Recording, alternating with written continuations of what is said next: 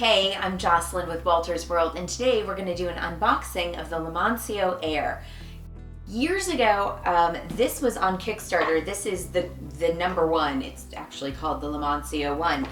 And it quickly became my favorite bag. So when they came out with a smaller one, I was very excited, and I backed that one too. And it just came. And so I want to kind of open this and see what it's like, and then kind of what the differences are with this one and that one, because I have a feeling I'll take them for different kinds of trips.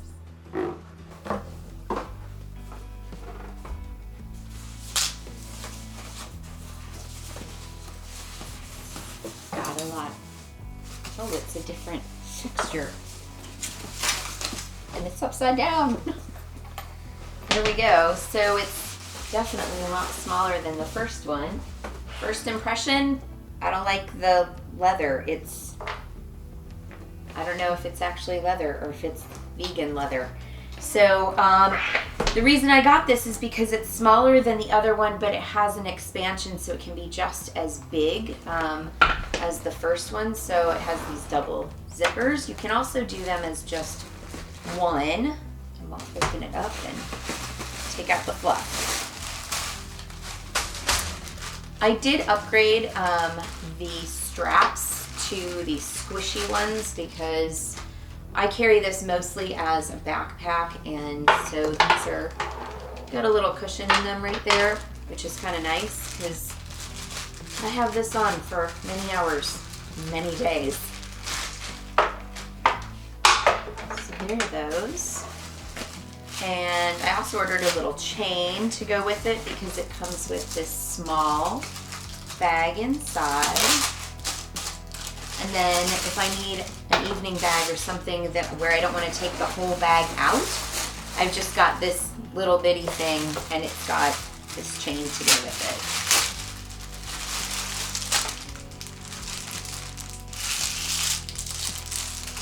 it. Hello.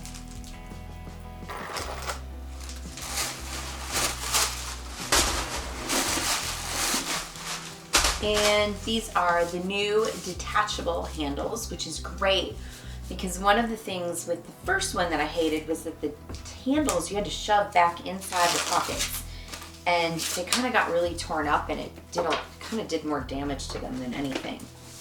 So here we go. All right, so this one on the inside has two stretchy bits here, so you can put a water bottle or something. And then also it has one big zip pocket and then 4 smaller pockets on the inside. It also has these buttons. They're like magnetic buttons, and that, I thought this was supposed to, oh no, I bet that's where these go. No, maybe not. I don't know, this might be a bit of a learning curve. Oh, I see. These detachable bits go in here. Let's see, like that.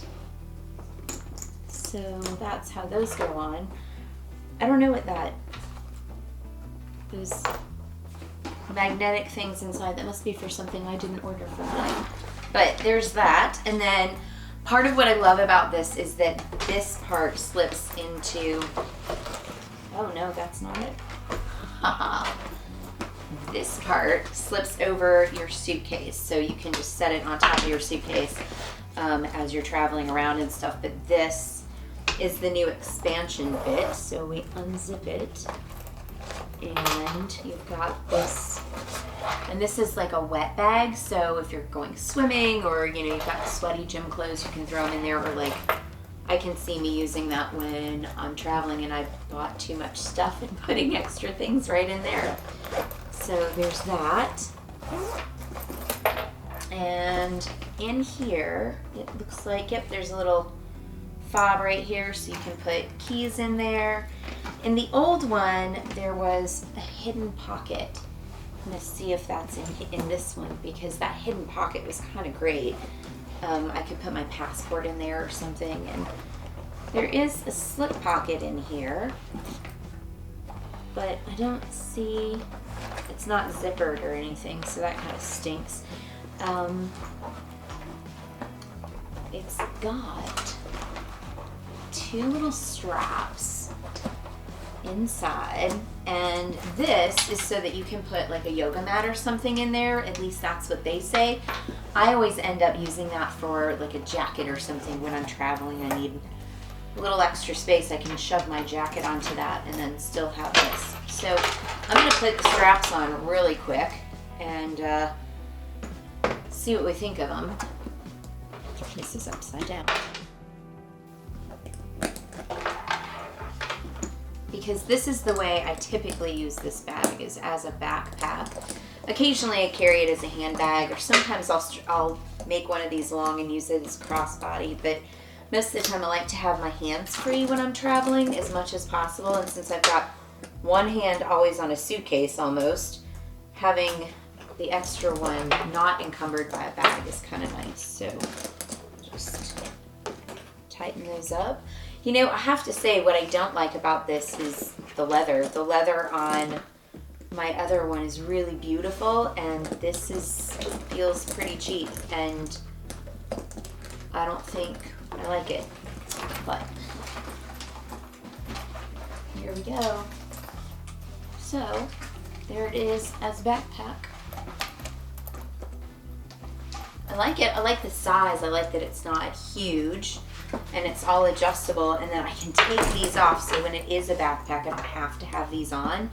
But I do kind of like having them on occasion, so just see how it carries that way. Not bad. Take off these and it's okay. It's a nice size for like just a handbag.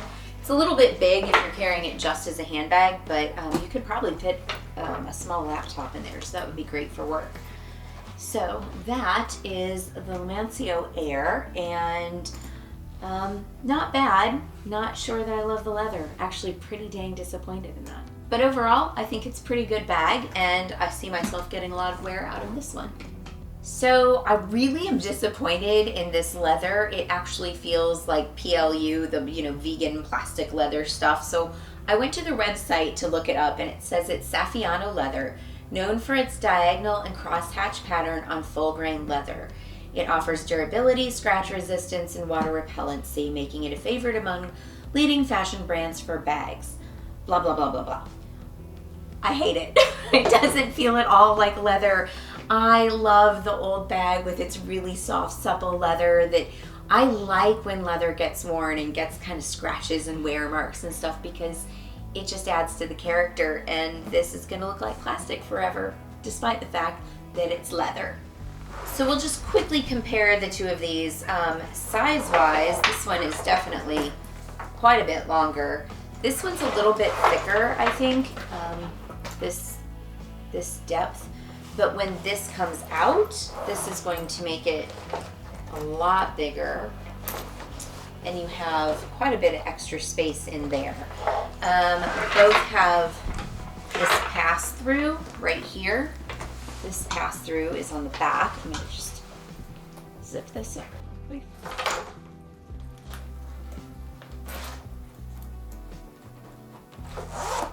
Okay, so this one has the pass-through this way, it looks like. So bottom through here, and you're kind of going through that extra fabric of this part, so I don't know, that feels a little bit weird, whereas this one is this way, and so your bag sits on top like this. This one will sit this way. The inside is a little bit different. I have to say, the zipper on this one sometimes got stuck a little bit, and this one seems to move. It's a little more hefty. And this one had this stretchy bit inside, and this one's got two. But the original had this stretchy bit, and you could undo it. And then there was a shoe bag or a wet dry bag. It's actually not, it's not perfect for wet things.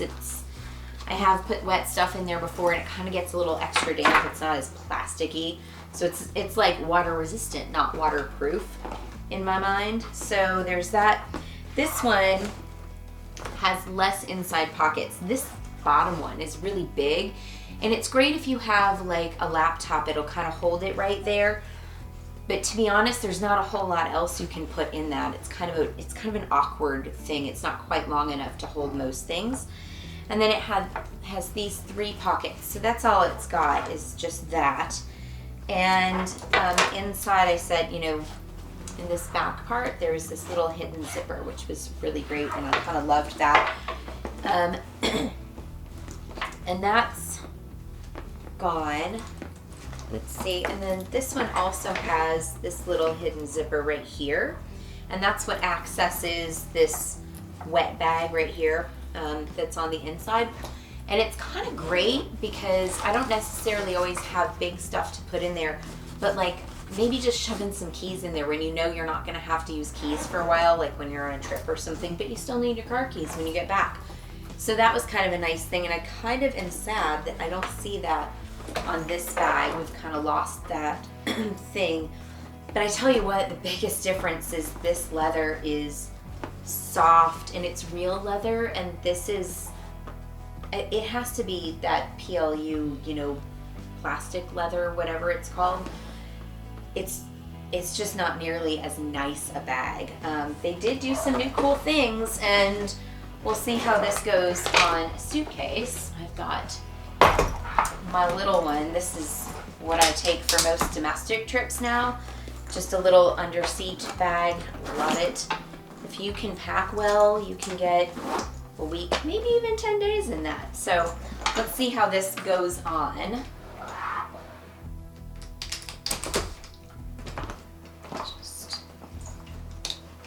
There we go. Because of that inner bag that expands, this is kind of a giant pain in the butt. That took a lot. When I am jumping out of a taxi and I'm trying to run into the airport or onto a train or something like that, I really want to be able to just drop my bag down, not wrestle it through there. So, and I'll just show you really quickly the other one.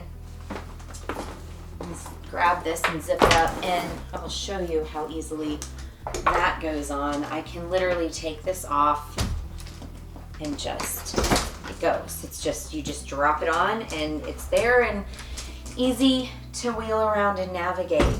I do kind of like that this one doesn't have a defined front and back, whereas this one does. So when you are dropping things off and picking things up and trying to find things quickly, knowing what is front and what is back kind of makes life a little bit easier. But man, not being able to get it on easily on my suitcase is kind of a big bummer. And so's that leather. That really bothers me.